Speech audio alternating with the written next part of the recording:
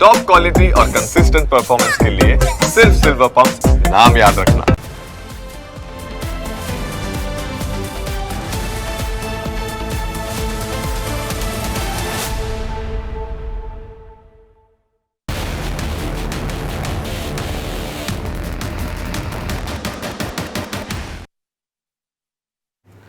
રાજ્યમાં ખેડૂતો બાદ હવે શિક્ષકો આંદોલન પર ઉતરશે। 17 જૂનથી 20 જૂન સુધી શિક્ષકો તમામ જિલ્લામાં ધરણા પ્રદર્શન કરીને આવેદનપત્ર આપશે। અમદાવાદમાં મળેલી અખિલ ભારતીય પ્રાથમિક શિક્ષક સંઘની બેઠકમાં આ નિર્ણય લેવાયો છે। શિક્ષક સંઘ અને શૈક્ષિક સંઘ બંને પોતપોતાની રીતે કાર્યક્રમો યોજવાના છે। સુપ્રીમ કોર્ટે તમામ શિક્ષકો માટે ટેટ પરીક્ષા પાસ કરવી ફરજિયાત કરી છે, જેથી સુપ્રીમ કોર્ટ સામે બાયો ચડાવીને વિરોધ પ્રદર્શન કરીને 2010 પહેલાંના શિક્ષકોને ટેટમાંથી મુક્તિ આપવા માટે આંદોલન કરવામાં આવશે, જેમાં એએમસીનું શિક્ષક મંડળ અને અખિલ ભારતીય રાષ્ટ્રીય શૈક્ષિક મહાસંઘ 17મી જૂને કલેક્ટર કચેરી ખાતે ધરણા પ્રદર્શન કરી આવેદનપત્ર આપશે, જ્યારે અખિલ ભારતીય પ્રાથમિક શિક્ષક સંઘ દ્વારા 20 જૂને ધરણા કરી આવેદનપત્ર આપવાનો કાર્યક્રમ રાખવામાં આવ્યો છે, જેમાં 3 કલાક ધરણા પ્રદર્શન કરી વિરોધ નોંધાવાશે અને ત્યારબાદ કલેક્ટરને આવેદનપત્ર આપવામાં આવશે। 2010 પહેલાં નિયુક્ત થયેલા અંદાજિત 1 લાખ શિક્ષકો પર નોકરી બચાવવા ટેટ પાસ કરવાનું સંકટ તોડાઈ રહ્યું છે અને આ વિરોધ કરવામાં આવશે। 2010 પહેલાં ટેટના હોવાથી ભરતી નિયમો મુજબ નિયુક્તિ થઈ હોવાનો શિક્ષકો દ્વારા દાવો કરવામાં આવ્યો છે। શિક્ષકોની મુખ્ય માંગણીઓ ઉપર નજર કરીએ તો વધુ ખ્યાલ આવશે। 2010 પહેલાંના શિક્ષકોને ટેટમાંથી મુક્તિ આપવાની માંગ શિક્ષકો કરી રહ્યા છે। 1 એપ્રિલ 2005 પછી નોકરી લાગેલા શિક્ષકોને ઓપીએસનો લાભ આપવામાં આવે। ધોરણ 6 થી 8ના શિક્ષકોની કામગીરીને ધ્યાનમાં રાખીને વધુ ગ્રેડ પે આપવામાં આવે। ટાટ આચાર્યોને આપેલો વધારાનો ચાર્જ પાછો ખેંચવામાં આવે તેવી શિક્ષકોની માંગ છે।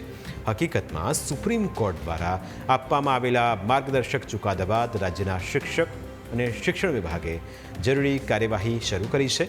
આ નિર્ણયની સીધી અસર એવા શિક્ષકો ઉપર પડશે જેમણે હજુ સુધી ટેટની પરીક્ષા પાસ કરી નથી અને તેને જ લઈને શિક્ષકો મેદાને ઉતર્યા છે। અમારી ભરતી લગભગ 97-98થી રાજ્ય સરકાર દ્વારા કરવામાં આવી છે અને અત્યાર સુધી કોઈ ટેટ પરીક્ષા મતલબમાં 2010 પછી ટેટ પરીક્ષા આવી। આ 12 વર્ષની અંદર ટેટ પરીક્ષા પાસ કરેલા કોઈ પણ કર્મચારી નથી। આજે 25-27 વર્ષે સરકાર ટેટ પરીક્ષા લાવવા માગે છે, એ તદ્દન વ્યાજબી વાત નથી।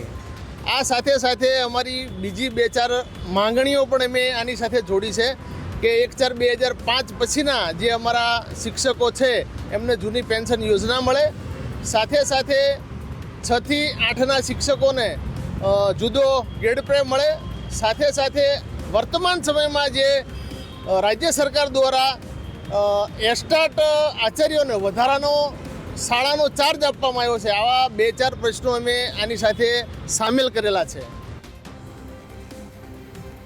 શિક્ષણ વિભાગે તમામ જિલ્લાઓને સૂચના આપીને શિક્ષકોની ટેટની પરીક્ષા માટે જરૂરી પ્રક્રિયા હાથ ધરવા કહ્યું છે। શિક્ષણની ગુણવત્તા અને રાષ્ટ્રીય ધોરણો સાથે સુસંગતતા જાળવવા માટે આ નિર્ણય લેવાયો છે। સુપ્રીમ કોર્ટના નિર્દેશ અનુસાર 2010 પહેલાંના શિક્ષકોએ હવે ટેટની પરીક્ષા ફરજિયાત પાસ કરવી પડશે। શિક્ષકોને તેના માટે 31 ઓગસ્ટ 2028 સુધીનો સમય આપવામાં આવ્યો છે। જો નિયત સમયગાળામાં પરીક્ષા પાસ નહીં કરે તો તેના પરિણામ ભોગવવા પડી શકે છે। શિક્ષકોને વહીવટી અને સેવાકીય પરિણામો પણ ભોગવવા પડી શકે છે, એટલે કે જે શિક્ષકો ટેટ આપ્યા વિના જ નોકરી ઉપર લાગ્યા હતા તેમને આ પરીક્ષા પાસ કરવી જ પડશે। વિદ્યાર્થીઓને ભણાવતા શિક્ષકોને હવે જ ભણવું પડશે અને પરીક્ષામાં બેસવું પડશે। રાજ્યભરમાં અંદાજે 1 લાખ જેટલા શિક્ષકો આ નિર્ણયની અસર હેઠળ આવી શકે છે।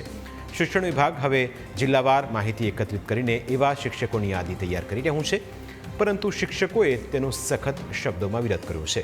ટેટ ફરજિયાત કરાતા શિક્ષકોમાં રોષ ફાટી નીકળ્યો છે। રાજ્યના લાખો શિક્ષકો વિરોધ પર ઉતરી પણ આવ્યા છે।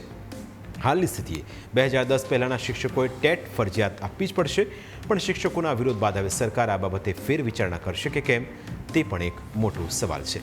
પ્રાઇમ 9માં આજે બસ આટલું જ। ફરી મળીશું આપને સ્પર્શતા મુદ્દા સાથે। ત્યાં સુધી રજા આપશો। નમસ્કાર।